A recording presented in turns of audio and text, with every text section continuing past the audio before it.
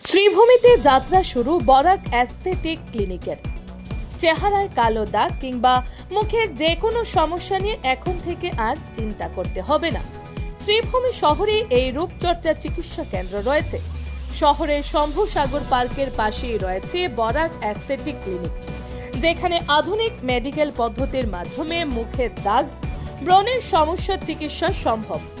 রবিবার রামকৃষ্ণ মিশনের মহারাজ প্রেম ঘনানন্দজির হাত ধরেই এই ক্লিনিকের উদ্বোধন হয়।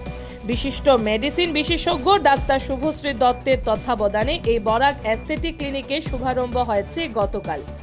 উদ্বোধন অনুষ্ঠানে বিজেপি নেতা আশিস নাথ সহ শহরের বিশিষ্ট অনেক ব্যক্তি উপস্থিত ছিলেন। শেষে অ্যাস্থেটিক ট্রিটমেন্ট সম্পর্কে সাংবাদিকদের জানালেন ক্লিনিকের কর্ণধার ডাক্তার শুভশ্রী দত্ত। যোগাযোগ নম্বর 9101043036। Bureau report, Nababarta TV. মানে কম পয়সায় দেখতে সুন্দর আর কি, তো লুক এসে গেছে। বাবা একটু কোমরে লাগলে মনে হবে এখান থেকে জায়গা কম, হাত জোর করে করলে আমি বাইরে চলে আসছি। পরে এখানে ওইদিকে বসলে ঠিক আছে, ওইখানে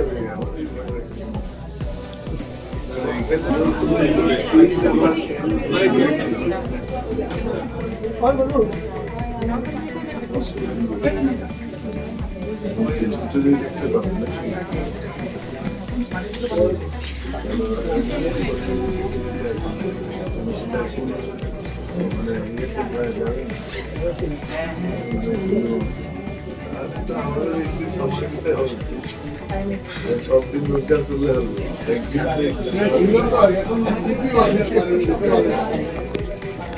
I'm Dr. Shubhasri Datta, medicine specialist.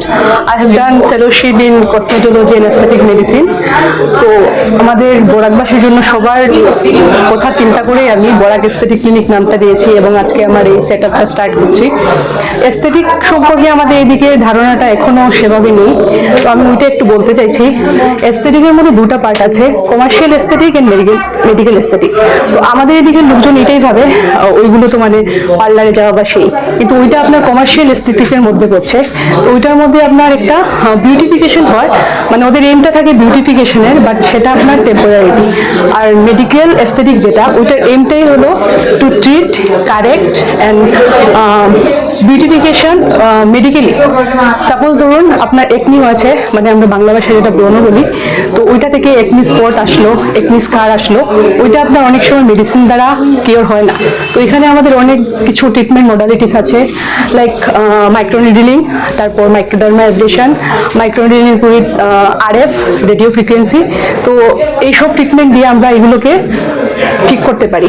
তো ওইটাই আমি বলবো সবার কাছে, শুধু আপনার স্কিনের ইয়েগুলো না, আপনার হেয়ারের দিকে অনেক কিছু আছে। আজকাল অনেক নতুন নতুন ট্রিটমেন্ট বেরিয়েছে, like PRP, platelet rich plasma, তারপর জিএফসি। এইগুলো দিয়ে আমাদের যাদের হেয়ার ফল অনেক বেশি হচ্ছে, টাক পড়ে গেছে, বাট কথা হলো গিয়ে হেয়ার ফলিকুলগুলো থাকতে লাগবে, তখন আমরা ওইসব ট্রিটমেন্ট দিয়ে তার রিগ্রোথ ফেয়ার করতে পারি।